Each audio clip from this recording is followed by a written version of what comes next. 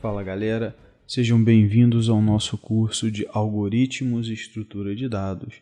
Eu sou o professor Otávio e nessa aula nós vamos entender como criar uma lista na memória, como determinar o número de elementos presentes nessa lista e também como procurar elementos nessa lista.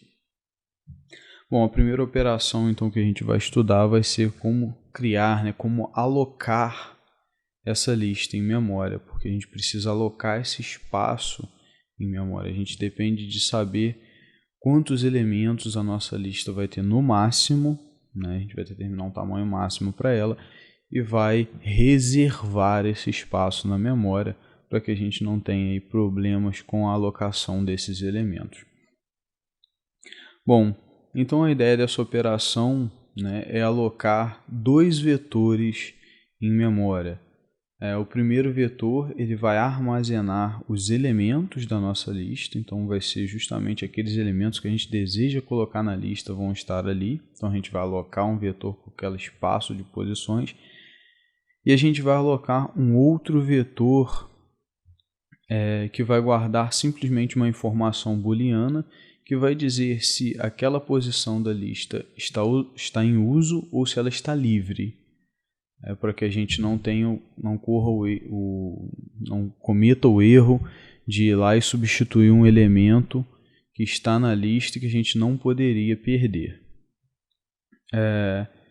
E aí, logicamente, esse vetor que indica se está usado ou não, ele vai começar todo com zero, com a informação de que não tem nenhuma posição usada porque a lista é nova, a gente está criando ela agora. E a gente também vai definir o tamanho, o tamanho máximo da nossa lista para deixar claro qual é a quantidade de posições que ela pode comportar. Então vamos ver como que a gente faz essa implementação computacionalmente. Bom, galera, a gente vai ver agora como fica a implementação da função para alocar uma lista em memória. Como que a gente faz, quais comandos que a gente dá para pegar aí os vetores e alocá-los em memória. Então, para criar a função, a gente vai criar um procedimento, vamos chamar de lista criar. E aí, nós vamos passar a variável lista, a gente está passando aqui por referência, via ponteiro, porque a gente vai precisar alterar essa estrutura, a gente vai ter que colocá-la em memória, e um segundo parâmetro que vai dizer para a gente qual é o tamanho máximo dessa lista, quantas posições essa lista vai comportar no máximo. Então, uma vez que a gente declarou, nós vamos primeiramente alocar o vetor de elementos. Então, alocamos aí usando a função malloc, e vamos alocar com o tamanho de um vetor de inteiros com o tamanho passado aqui. A gente pega o tamanho que o usuário da função passa e coloca no vetor.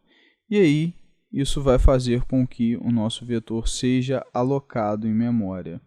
Nós precisamos alocar também o vetor de usado, que indica as posições que estão usadas ou não, mas a gente vai usar aqui a função calloc. A função calloc ela tem basicamente o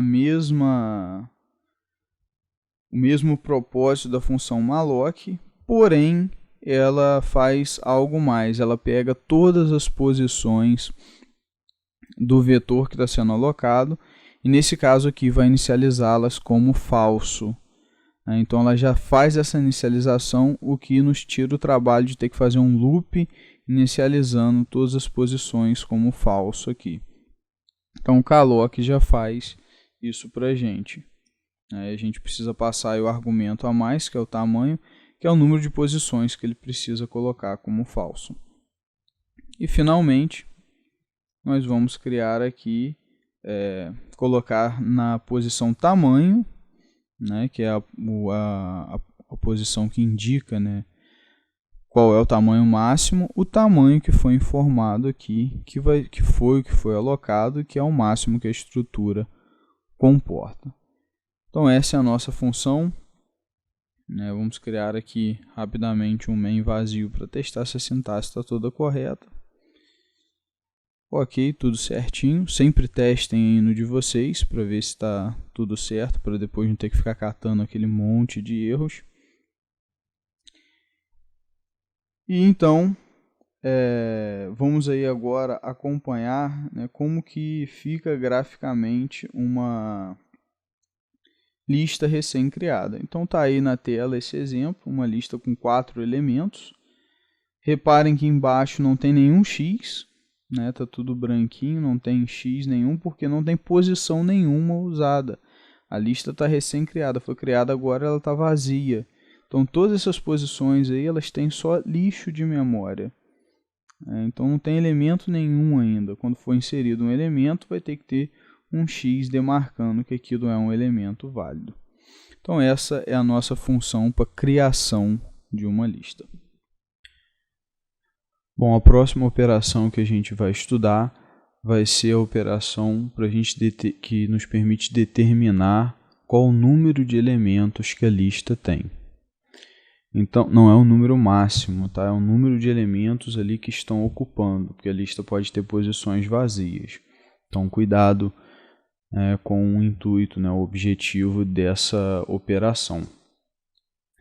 A implementação dessa função, né, para determinar qual o número de elementos, é simplesmente colocar ali um loop rodando, né, e esse loop vai percorrer aquele vetor de usados, né, que indica se aquela posição está usada ou não.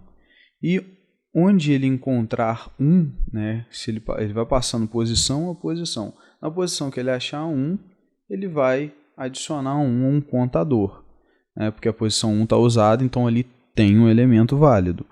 Então, beleza. A cada posição que ele achar 1, ele vai incrementando o contador. E ao final, ele vai retornar esse contador que contém a quantidade de elementos presente nessa lista. Vamos ver então como que a gente implementa isso? Vamos ver agora então como fica a implementação da função que nos informa o número de elementos que a lista possui. Vale lembrar que esse número de elementos não é um número máximo, porque essa informação a gente já tem. Está lá no campo tamanho, na função de criação a gente já coloca isso. Então, a gente quer saber, na verdade, quantos elementos estão de fato ali. Não quantas posições ela tem, mas quantos elementos, se ela está vazia, se ela tem posições ali válidas, ali com aquele x que a gente viu marcado. É isso que a gente quer saber. E para isso, nós vamos então declarar aqui uma função chamada lista número de elementos. Ela vai retornar para a gente quantos elementos tem. Ela vai receber uma lista, não precisa receber aqui por referência, porque a gente não vai modificar nada, nós só vamos contar os elementos. Vou criar aqui uma variável para contar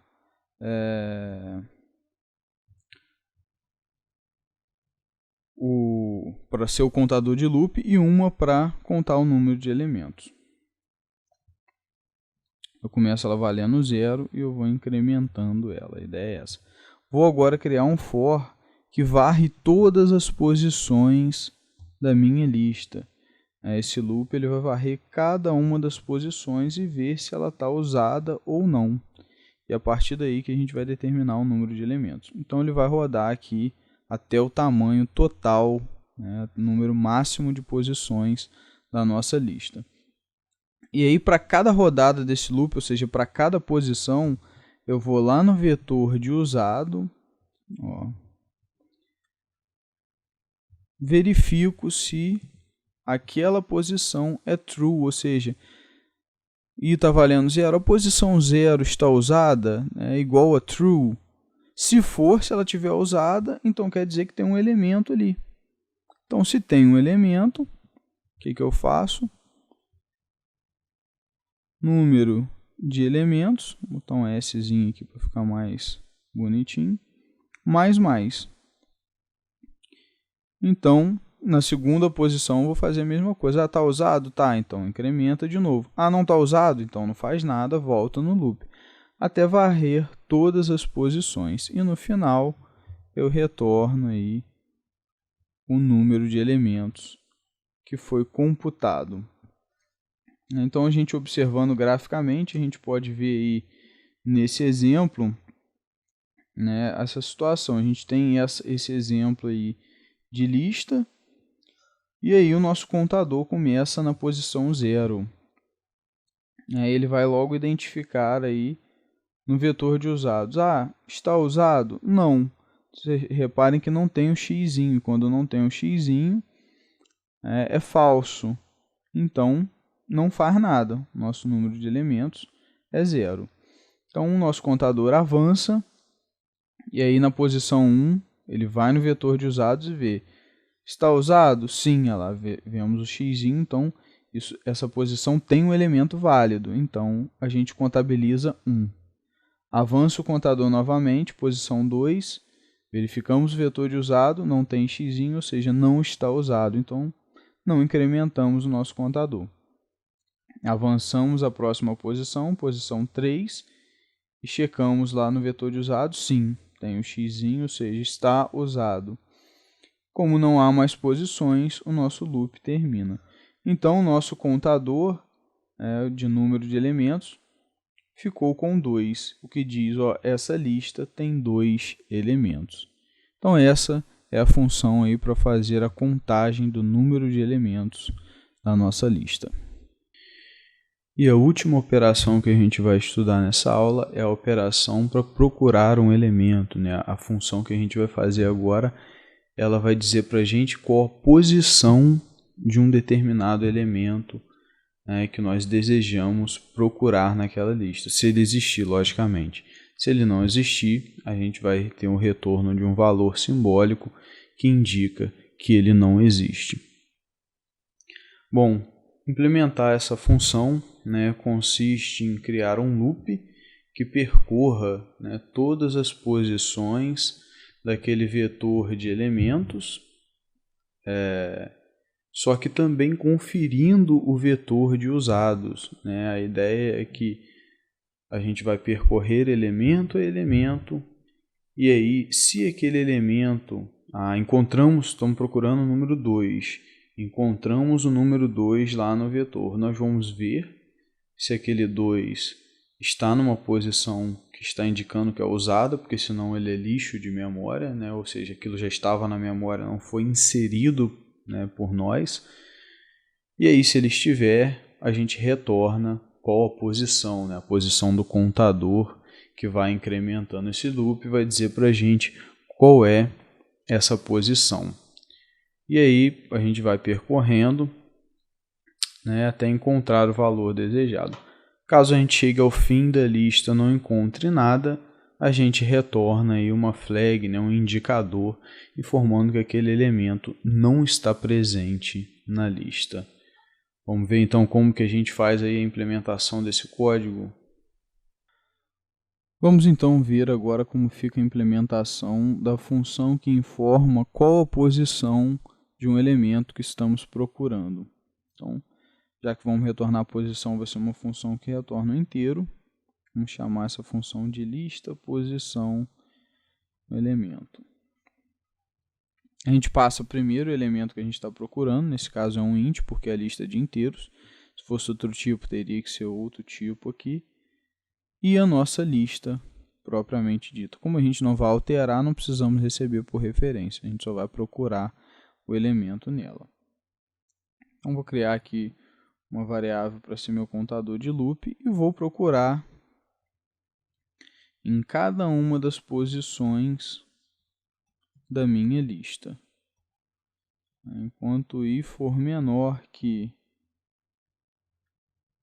o tamanho total da minha lista, eu vou rodar o meu loop, incrementando.